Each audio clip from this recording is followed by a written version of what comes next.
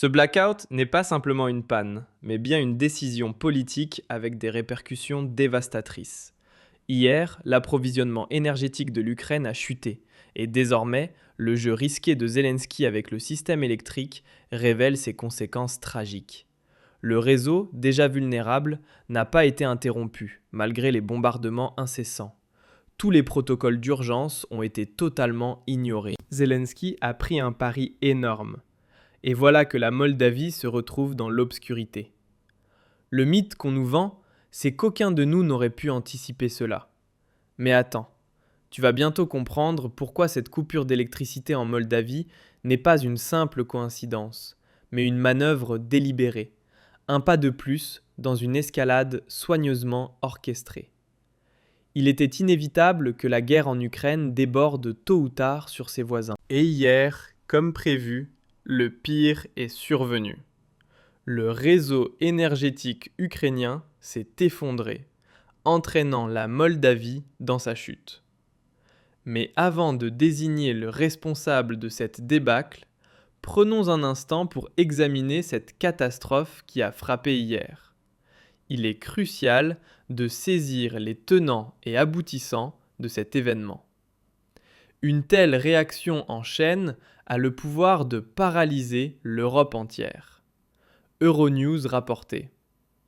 Coupure d'électricité massive et pénurie d'eau en Ukraine. Samedi, des pannes majeures ont frappé le réseau électrique ukrainien suite à un incident technique qui a coupé les lignes reliant l'Ukraine, la Roumanie et la Moldavie.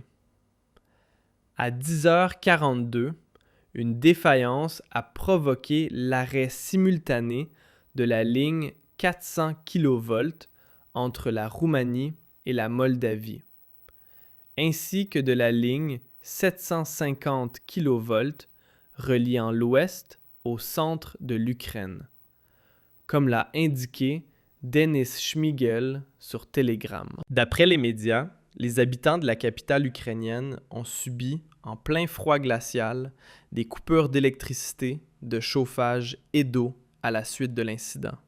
À chaque fois qu'on pense que la population civile ukrainienne ne peut pas tomber plus bas, une nouvelle catastrophe frappe à la porte. Et l'effondrement d'hier est particulièrement grave pour l'Ukraine, car il met une réalité cruelle en pleine lumière. Depuis 5 jours, il n'y a plus eu de frappes aériennes majeures de Poutine contre l'Ukraine. 5 jours de silence côté missiles. Le blackout massif d'hier n'est donc pas la conséquence directe d'une attaque. C'est simplement que l'infrastructure ukrainienne est aujourd'hui tellement détruite, rafistolée à la va-vite, qu'elle s'effondre désormais toute seule. C'est comme si on amputait un bras et qu'on pensait qu'un simple pansement suffirait à tout réparer. L'Ukraine est à terre. Plus rien ne peut être réparé. Seul un nouveau départ pourrait encore changer quelque chose. Et c'est justement là que réside le vrai problème. Tant que la guerre continue et que le pays est renvoyé à l'âge de pierre par les bombes, ce nouveau départ est impossible. Même une semaine de répit n'y changerait rien. Le point de non-retour est franchi. Et c'est pour cela que ce qui devait arriver est arrivé. Hier, ce n'est pas seulement le réseau électrique ukrainien qui s'est effondré. L'Ukraine a entraîné directement son voisin, la Moldavie, dans sa chute. Le pays a été frappé par des coupures d'électricité à l'échelle nationale. L'arrêt du système, déclenché par une réaction en chaîne de panne, a touché plusieurs grandes villes ainsi qu'une partie du territoire moldave. Des pannes de courant ont également été signalées en Moldavie voisine, où les autorités ont indiqué que le dérèglement du système énergétique ukrainien avait provoqué une chute brutale de tension sur les lignes de transmission transfrontalières.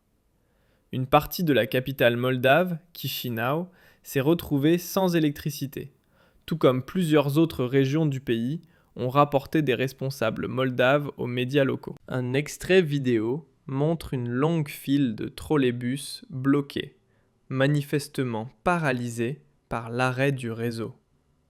Et ça, mes chers spectateurs, c'est tout simplement choquant. Cela met en lumière l'un des grands inconvénients d'un réseau électrique interconnecté à l'échelle européenne. Bien sûr, on peut optimiser l'approvisionnement en électricité sur le continent quand tout le monde est connecté et que l'énergie circule librement d'un pays à l'autre. Mais dès qu'un point de ce réseau cède et que les mécanismes de sécurité échouent, une réaction en chaîne s'enclenche et les lumières s'éteignent partout, dans le pire des cas, dans toute l'Europe. Et c'est exactement pour ça que ce qu'on voit ici n'est pas un cas isolé, mais un avant-goût. Aujourd'hui, nous avons tellement de risques systémiques simultanés qu'il relève presque du miracle que tout cela ne se soit pas déjà effondré plus tôt. En Espagne, il y a à peine quelques semaines, on a déjà connu un effondrement.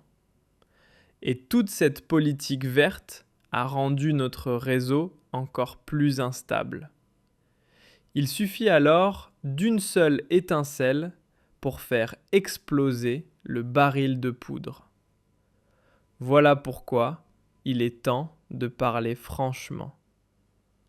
Chaque semaine, l'infrastructure énergétique ukrainienne est bombardée par Poutine. Et déjà aujourd'hui, l'Ukraine enchaîne les blackouts, les uns après les autres. Le réseau ukrainien est extrêmement instable. Et pourtant, il reste connecté au reste de l'Europe. Cette connexion, en soi, n'est pas un mal. Mais dans le contexte de la guerre, elle aurait dû être spécialement protégée et renforcée. Et c'est précisément ce qui n'a pas été fait. On a simplement fait comme si la guerre en Ukraine n'existait pas. Et aucune mesure de sécurité supplémentaire n'a été mise en place. Alors que c'est exactement ce qu'un réseau aussi instable que celui de l'Ukraine nécessitait. Résultat, l'effondrement du système énergétique ukrainien hier, suivi d'une énorme chute de tension. Et la défaillance s'est propagée directement via les lignes transfrontalières vers la Moldavie. Et boum, blackout aussi là-bas. Bien sûr, on peut aujourd'hui accuser Poutine, puisqu'il est celui qui bombarde les infrastructures énergétiques. Mais il faut aussi pointer du doigt tous ceux qui ont joué gros sans mettre en place de mesures de protection supplémentaires. Du côté ukrainien, c'est évidemment Zelensky. Et de l'autre, c'est le gouvernement moldave. Les deux parties ont tenté le coup de poker, espérant que les systèmes de sécurité habituels tiendraient, même en pleine guerre. Et sur ce point, ils se sont lourdement trompés. Voici donc ce que personne n'a envie d'entendre. Ce n'était pas un accident. C'était un risque pleinement assumé. Un réseau de guerre à l'agonie reste branché au système électrique européen. Et soudain, c'est un pays voisin qui plonge dans le noir. Aujourd'hui, c'est la Moldavie. Demain, ce sera peut-être un autre. La vraie question n'est plus de savoir si ça va recommencer, mais où les lumières s'éteindront la prochaine fois. Et maintenant, c'est votre avis qui m'intéresse. Pensez-vous qu'on devrait déconnecter le réseau européen de celui de l'Ukraine? Dites-le moi en commentaire et laissez un like si vous voulez que je continue à vous tenir au courant. Yeah!